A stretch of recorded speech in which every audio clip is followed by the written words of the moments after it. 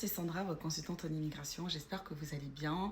Alors aujourd'hui, nous allons parler des ordres de renvoi. Pourquoi je parle de ça? C'est que j'ai remarqué que ces derniers temps, lorsque IRCC refuse lorsqu'ils refusent les demandes, ça peut s'accompagner donc d'un ordre de renvoi. Il y a différentes catégories et c'est important de connaître les différentes catégories et de savoir comment agir si jamais vous en recevez un, ce que je ne vous souhaite pas bien entendu. Donc premièrement, on va commencer par l'ordre de départ. L'ordre de départ, c'est par exemple, vous allez recevoir une lettre, on va vous dire, dans les 30 jours, suivant l'émission de cette lettre, vous devez quitter le pays. Alors, ce que beaucoup de personnes ignorent, c'est que si vous partez de vous-même, il faut le signaler. À l'aéroport, il faut dire, voilà, je pars de moi-même après avoir reçu. C'est vraiment important qu'ils le gardent dans leur record, comme quoi vous êtes vraiment, vraiment parti. Donc, si vous partez, il n'y a pas de problème, vous pouvez revenir tranquillement après. Si vous ne partez pas dans le délai qui vous est imparti, là, votre ordre de départ va se transformer en déportation. Déportation. Là, par contre, c'est une interdiction indéfinie de revenir au Canada. Il faut demander une autorisation de retour pour revenir et ça va rester vraiment à la discrétion de l'agent. À côté de ça, il y a également d'autres ordres, qu'on appelle donc l'exclusion, où là, par exemple, vous allez être, on va dire, interdit pour une durée. Donc, par exemple, fausse déclaration, vous pouvez être interdit pour 5 ans. Donc ça, c'est l'exclusion. Maintenant, tout à l'heure, j'ai parlé d'autorisation de retour au Canada. Qu'est-ce que c'est?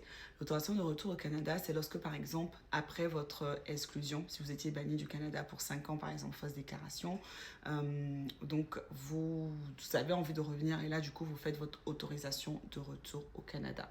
Donc ça, c'est vraiment bien important d'expliquer donc pourquoi vous revenez, etc. Attention, je dis bien attention, l'autorisation de retour au Canada ne remplace pas le visa ou votre AVE ou quelque chose.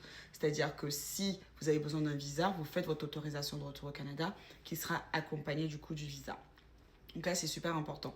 Maintenant, pourquoi je fais cette vidéo? C'est qu'en fait, beaucoup de personnes ne comprennent pas, ne savent pas que l'ordre de renvoi, c'est exécutoire.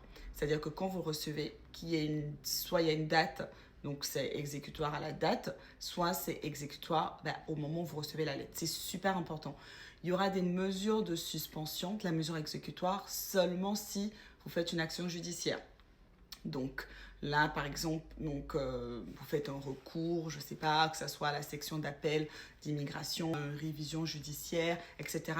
Ou si vous demandez explicitement qu'il y ait une suspension. Si vous n'avez rien fait, vous n'avez rien entrepris, sachez que votre mesure de renvoi, elle est exécutoire.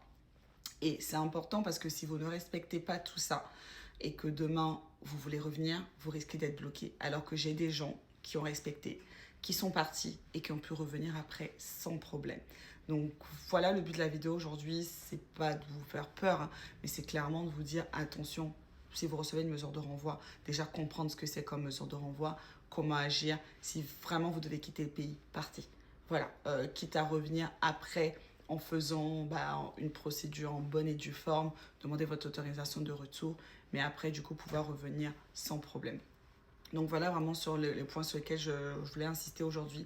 Et comme j'ai dit, si vous partez de vous-même, toujours le signaler à l'agent des frontières pour qu'au moins il ait dans leur base de données que vous êtes parti de vous-même à telle date, etc. Donc voilà, c'est tout ce que j'avais à dire pour aujourd'hui. On se dit à très bientôt pour les prochaines annonces.